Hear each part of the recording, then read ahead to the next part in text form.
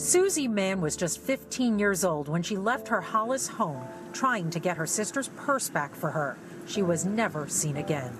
Daniel Little of Hollis, Queens, lived across the street from the Mann family when 15-year-old Susan Mann vanished in 1980. Like I said, it was a devastating loss. Was she kidnapped and murdered? 2 years later, her unidentified body was discovered inside this dumpster in front of a Freeport glass factory. Today, we shine light on the tragic story of Susan Mann.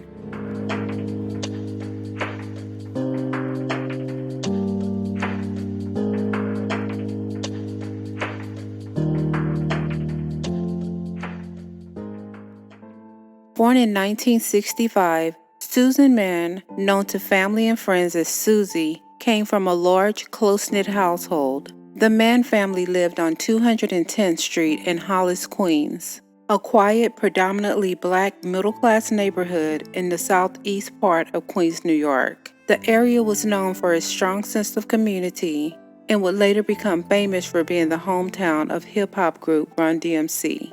Susan was a freshman at Benjamin N. Cardozo High School in Bayside and described as bright, responsible, and mature for her age. By all accounts, Susan was the type of teenager her family remembered as respectful and dependable.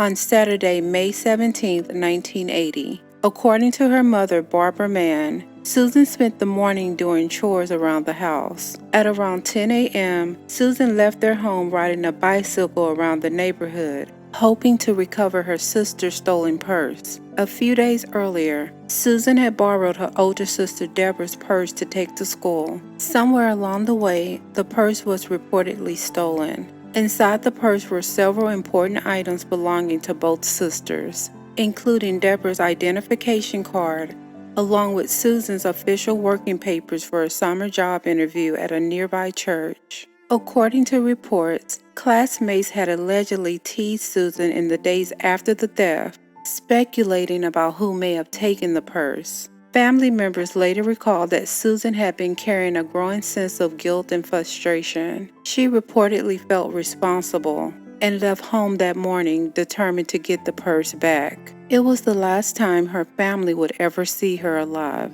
Later that same morning, witnesses reported seeing Susan near the intersection of 211th Street and Hollis Avenue, just a short distance from her home. Some local accounts claim that Susan was seen setting her bicycle aside and getting into a silver Cadillac Seville, which some reported the vehicle had a red top, with a man believed to be in his early 20s, and someone the neighborhood reportedly knew by the nickname Messiah. That sighting would eventually become one of the most talked about leads in the case. However, over the years, investigators have suggested that certain details, especially the description of the vehicle, may have become blurred or distorted after decades of being retold. Authorities have also never publicly verified the identity of the man known as Messiah. When Susan failed to return home that evening, her family knew immediately that something was terribly wrong. Susan was not the type to stay out late, and her family knew she definitely wouldn't run away. That Saturday night, May 17, 1980, the Mann family filed an official missing persons report with the New York Police Department.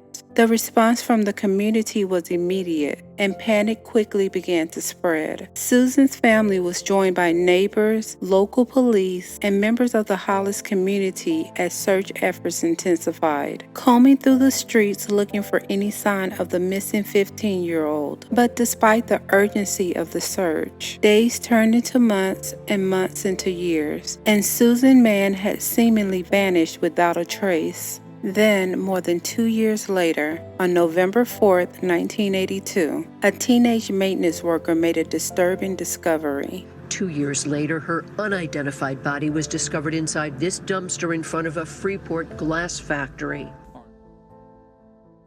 The victim's body was found in a dumpster near Cantor Glass Works that was located here near the intersection of North Main Street and Mountjoy Avenue. Inside the dumpster was a partially mummified body of a young female. The employees later stated that the dumpster had been completely empty the day before. Investigators believe the body had likely been placed there sometime during the night on November 3rd or the early morning hours of November 4th of 1982. Investigators also stated there were little to no dirt on the remains, suggesting she may have not been buried directly underground. Notably, hemlock needles were found in her clothing, leading them to speculate she may have been hidden in a wooded area or placed in some kind of above-ground makeshift grave before her body was eventually moved. And according to investigators, this may further help explain the partial mummification of the remains.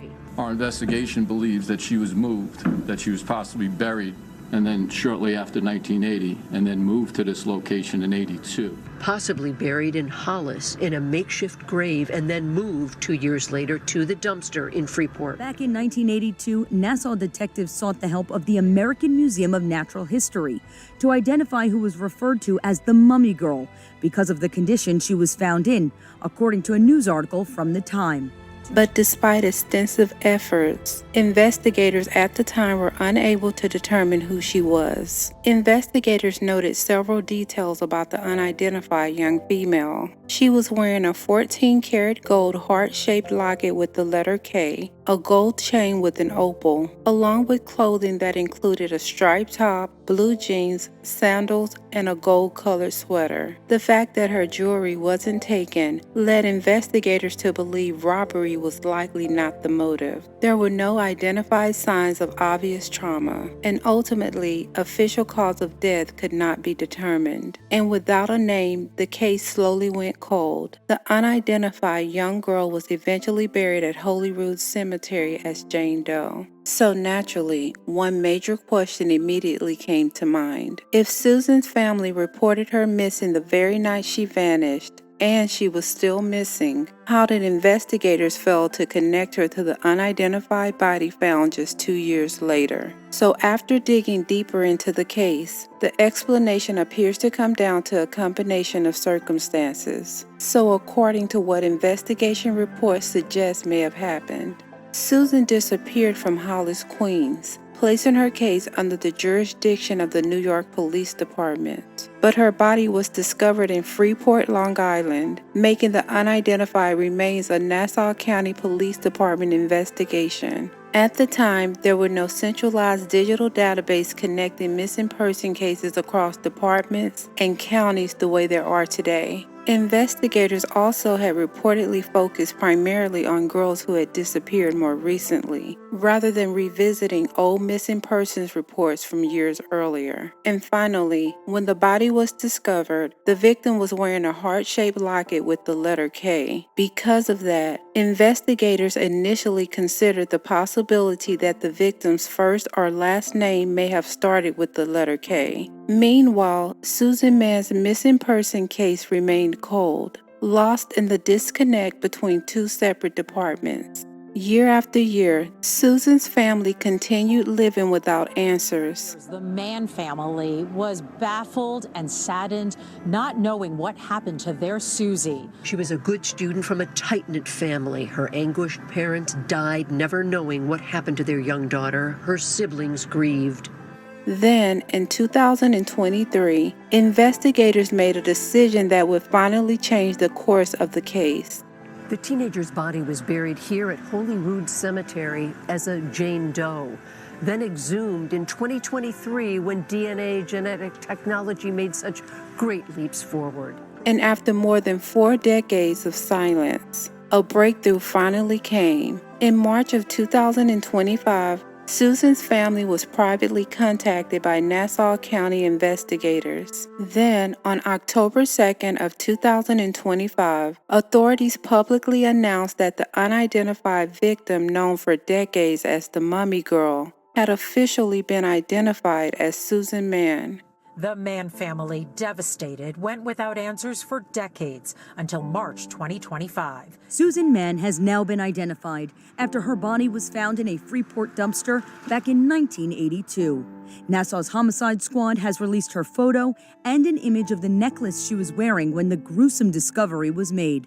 Mann, who was 15 years old when she vanished in 1980, was identified through investigative genealogy. The Mann family issued a statement saying they are grateful Susie has been identified, adding, "We only wish the original detectives could have made this discovery back when she was discovered.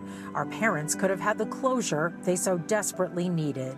Nassau police say Susie was found wearing the same clothes she wore when she disappeared. She was last seen with a striped top, blue jeans, and wearing sandals, and was last seen on a bicycle that was never recovered. Also, the original 1982 autopsy reportedly suggested she may have only been deceased for a few months before being discovered. That timeline sparked speculation that the victim might have been held captive for 2 years after disappearing. But investigators later revealed they now believe Susan likely died much closer to the time of her disappearance in 1980. And despite years of rumors and speculation, police later confirmed that the stolen purse Susan had been searching for was never found. Now, the Nassau police are seeking the public's help. They hope someone's memory is jogged by this new information, and they've even offered a Crime Stoppers reward of $25,000. Susan's body was discarded like trash, hidden from the world, and buried for decades as a Jane Doe, while her family spent years desperately seeking for answers, and her parents passed away never knowing what truly happened to their daughter. Susan was only 15 years old, a bright, responsible young girl with dreams for her future, dreams that were stolen from her. It took decades for Susan to finally reclaim her name and identity, yet the person responsible for this horrific crime has never been identified. Nassau County investigators state that the case remains active.